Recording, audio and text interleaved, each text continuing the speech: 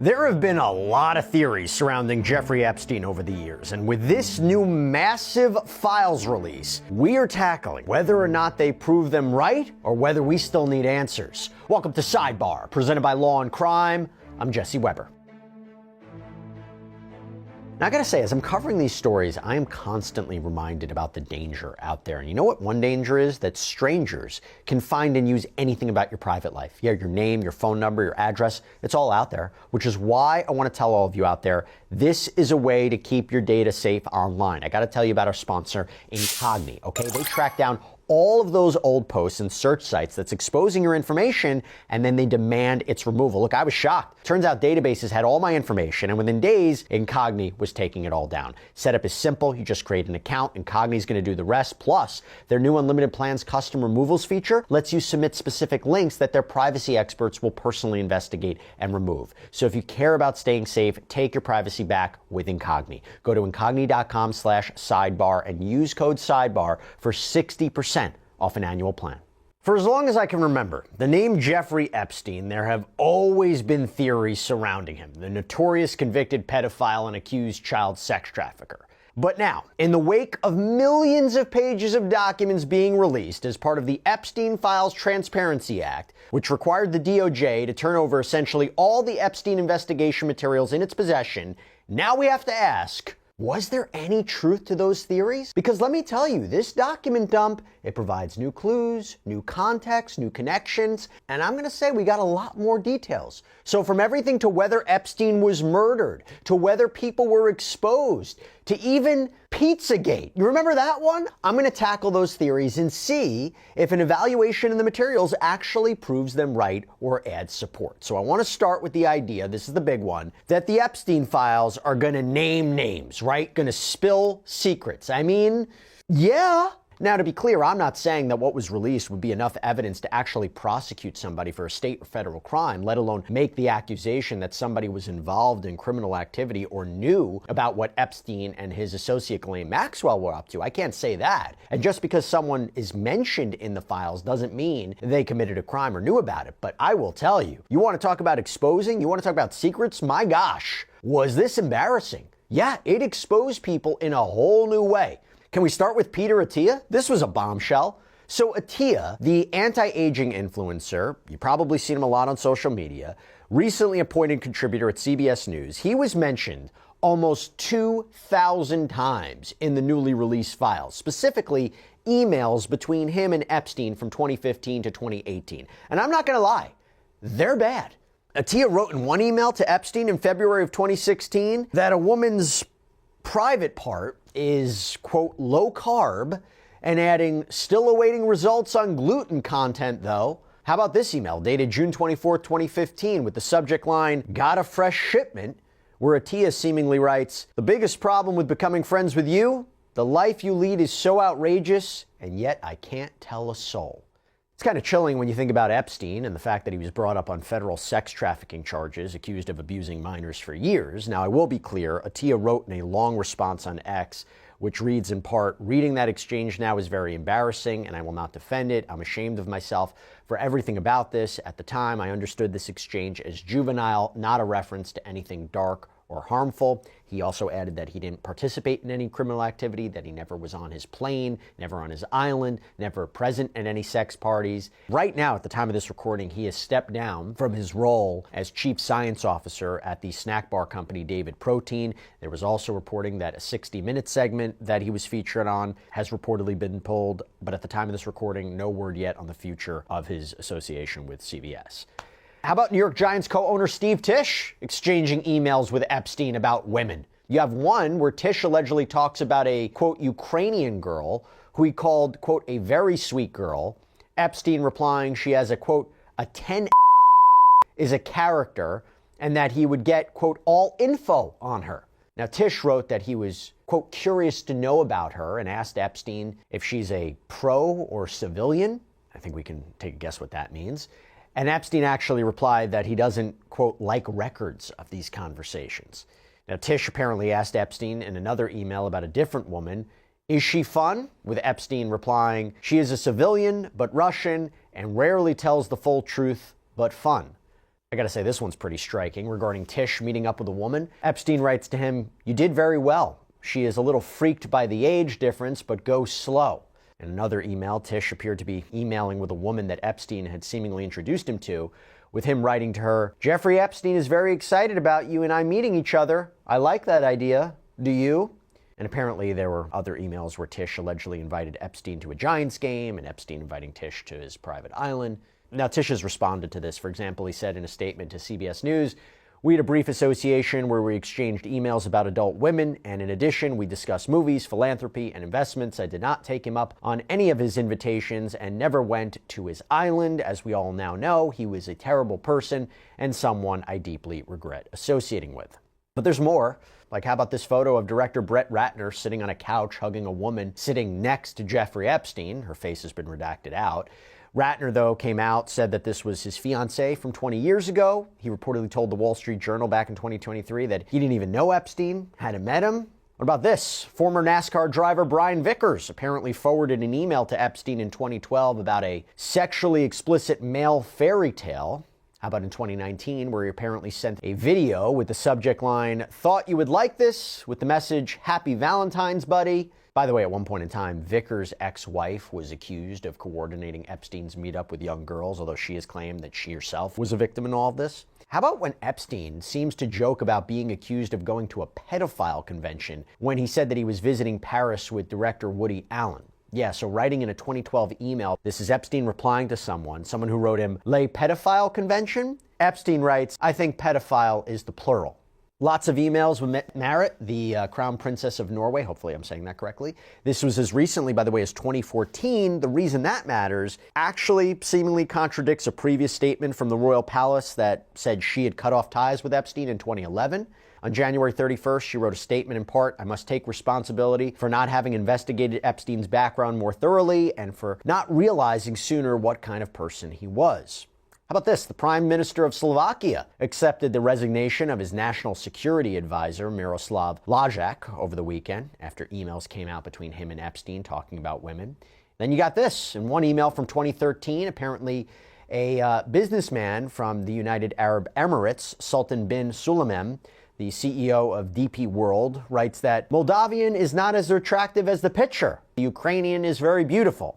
And while we've known his name before, there are more unsettling allegations surrounding Microsoft co-founder Bill Gates. Yep, came out as part of the release. It was revealed that back in 2013, Epstein allegedly claimed that Gates was looking to get medication to treat an STD because of having sex with Russian girls. Keyword Russian. We'll get back to that. Yeah, apparently Epstein had penned this draft email on behalf of a Gates advisor who wanted to maybe leave the Bill and Melinda Gates Foundation. So Epstein seemingly wrote in this guy's voice, "In my role as his right hand, I had been asked on multiple occasions and in hindsight wrongly acquiesced into participating in things that have ranged from the morally inappropriate to the ethically unsound and had been repeatedly asked to do other things that get near and potentially over the line into the illegal. From helping Bill to get drugs in order to deal with consequences of sex with Russian girls, to facilitating his illicit trysts with married women, to being asked to provide Adderall for bridge tournaments, I feel I owe it to my friends and future colleagues to admit a moral failure."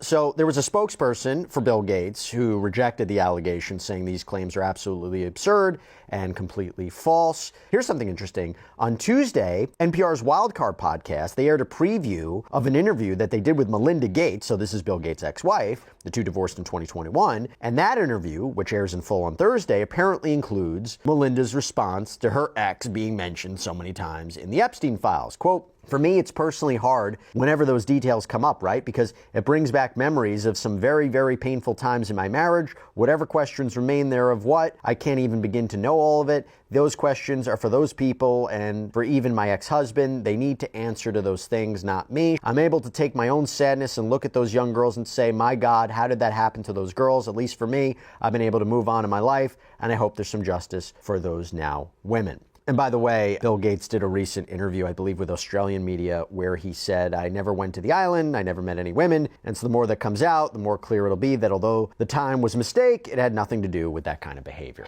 Okay, moving forward. Elon Musk. okay? 2012, 2013, there are emails that show the two were messaging and trying to arrange for the Tesla founder to visit Epstein's island. So Elon Musk comes up in this new document dump. So for example, there's this exchange: we'll be in the BVI St. Bart's area over the holidays. Is there a good time to visit? And then a response from JEE Vacation responds, I will send heli for you, seemingly helicopter. Actually, I could fly back early on the 3rd. We will be in St. Bart's. When should we head to your island? On the 2nd? Did we need to organize Elon to your island on January 2nd? And by the way, Musk appeared to ask Epstein in one email, what day night will be the wildest party on your island? Now, it doesn't appear that ever happened, that he visited it. And by the way, Musk has previously tweeted that Epstein was a creep, that he tried repeatedly to get him to his island, that he always declined. And Musk also responded more recently on X that no one pushed harder than me to have the Epstein files released, and I'm glad that has finally happened. I had very little correspondence with Epstein and declined repeated invitations to go to his island or fly on his Lolita Express, the private jet. He was, quote, well aware that some email correspondence with him could be misinterpreted and used by detractors to smear my name. So, okay, that's just the sampling of those mentioned. Goes to the idea of the theory, names are going to be exposed. How about this? There was another theory that came out, and that was whether President Donald Trump was going to be mentioned in the Epstein files. After all, remember when, Elon Musk famously posted on X back in June of last year, time to drop the really big bomb? At Real Donald Trump is in the Epstein files. Turns out he is. Yeah, so this one's true. Now, to be clear, let's be clear about this. The president is mentioned. One of the reasons that a lot of people suspected this was, was there a delay in getting the files out? There was that memo from the DOJ and FBI that said we looked through everything. There's nobody else that needs to be investigated. There's no client list.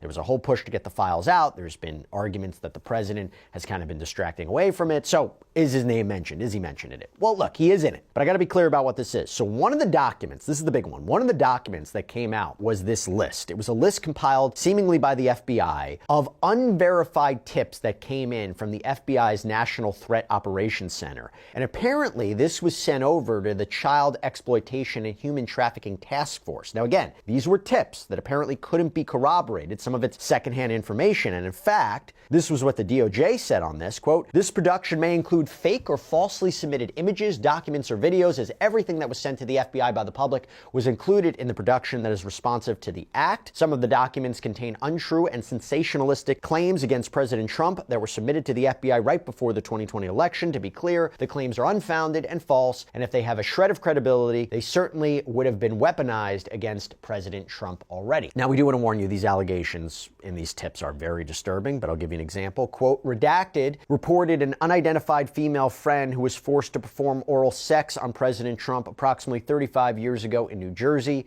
The friend told Alexis that she was approximately 13, 14 years old when this occurred, and the friend allegedly bit President Trump while performing. The friend was allegedly hit in the face after she laughed about biting President Trump. The friend said she was also abused by Epstein. And the log states that this tip, again, was sent to the Washington office to conduct an interview. The next tip reads, redacted reported she was a friend, redacted who was a personal assistant to Epstein in Florida from 1986 until 1991 or 1992. This friend shared names of the guests at Epstein's parties to include Bill Clinton and Donald Trump. And by the way, the call log indicates that there are 2 voicemails that were left with the complainant. There was never a response. How about this one? Online complainant reported she was a victim and witness to a sex trafficking ring at the Trump golf course in California between 1995 and 1996. Complainant reported Ghislaine Maxwell as the madam and broker for sex parties, clients of whom included Epstein, Robin Leach, remember him from Lifestyles of the Rich and Famous, and Donald Trump. And then there's this one. The guests were older men and included Elon Musk, Don Jr., Ivanka Trump, and Eric Trump were there. Attorney Alan Dershowitz was also there with attorney Bob Shapiro. We were taken in rooms, forced to give to Donald Trump, forced to allow. I was 13 years old when Donald J. Trump raped me. Ghislaine Maxwell was also present. So again, mentioned, we don't know if any of that's true. All right, now we go to this big one. This is a big Jeffrey Epstein theory, okay? Arguably the biggest theory. Epstein didn't die from his own hand, but he was murdered, okay? This is a big one. Remember, he was found dead in his federal jail cell on August 10, 2019, as he was awaiting trial on federal sex trafficking of minors charges. Now, there has long been speculation that he was murdered. So let me be clear. The new release, all these files, as far as we could see, doesn't disprove that. Doesn't prove that he was murdered. However, we did find something that is not going to quiet that narrative. According to an FBI record, Epstein was possibly about to cooperate with the feds right before he died. That on July 29, 2019, his lawyers and the federal prosecutors in this case, in very general terms, discussed the possibility of a resolution of the case and the possibility of the defendant's cooperation. Cooperation's key. Defense counsel did not make a specific proposal, and they did not indicate what the nature of Epstein's cooperation might be, if any. But it was suggested that defense counsel contact SDNY if Epstein was prepared to accept responsibility for his conduct and/or they had a specific proposal for a resolution of this case. Okay, so maybe he was going to work out a deal and then he dies, right? That looks suspicious. This is a guy who had connections to the rich and powerful, potentially had a lot of information. Strange, he just dies, right? However, assuming this is true, there was no way he was going to walk away scot-free. No way. Even if he provided information about others, highly unlikely he was just going to escape, okay, that he was just going to be let free. I can guarantee you he would have seen prison time. So if he believed that his options were limited and he wasn't going to walk, maybe he became desperate. I mean, as we reported on another sidebar, Epstein apparently had a secret girlfriend who he had reportedly planned to leave the bulk of his massive fortune and properties to when he died. Karina Shuliak spoke to him on the phone for 20 minutes the night before he was found dead. So some will say, yeah, maybe supports the idea that he did this to himself. He's closing out his affairs. He's saying goodbye. Others could say, hey, he knew he was in danger. Maybe he knew he was about to be killed.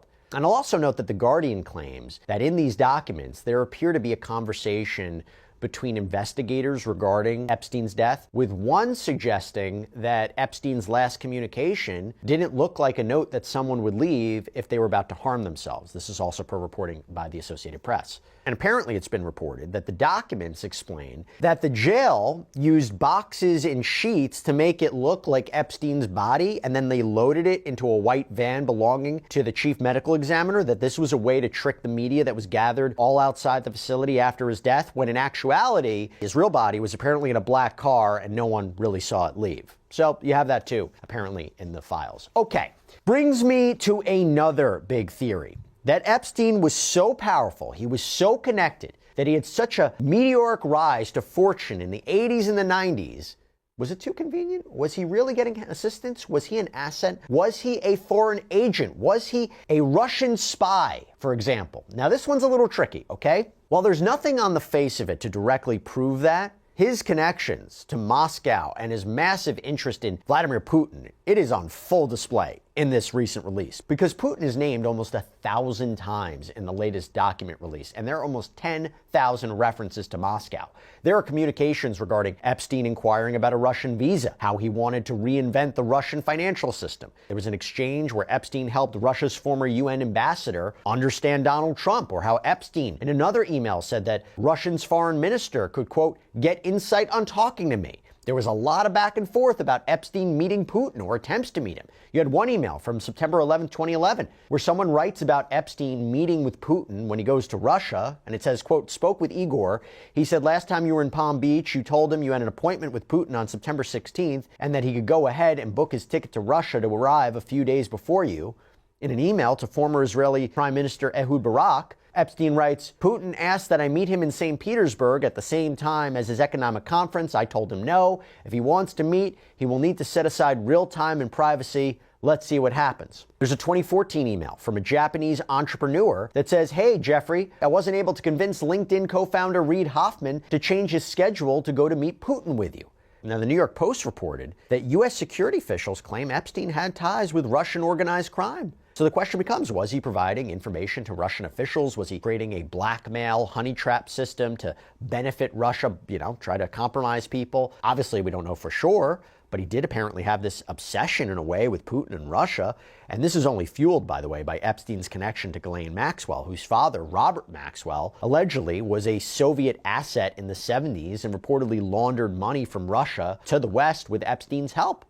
There's an email where Epstein writes, Robert Maxwell threatened Mossad. He told them that unless they gave him 400 million pounds to save his crumbling empire, he would expose all he had done for them. And by the way, to put a note on this, the New York Post is reporting that Polish authorities are now looking into whether or not Jeffrey Epstein had a real link, a real connection to Russian intelligence. You had Prime Minister Donald Tusk, who said during a government meeting this week, quote, more and more leads, more and more information, and more commentary in the global press all relate to the suspicion that this unprecedented pedophilia scandal was co-organized by Russian intelligence services. I don't need to tell you how serious the increasingly likely possibility that Russian intelligence services co-organized this operation is for the security of the Polish state. This can only mean that they also possess compromising materials against many leaders still active today. And so the Polish leader indicated that they're going to put a team together to look into this. And of course, this is all fueled and motivated by Epstein's connections that he had, which brings me to another big thought. The question that came up, would former Prince Andrew, right? Andrew Mountbatten Windsor, okay, formerly Prince Andrew, before he was stripped of his titles, could he be further exposed?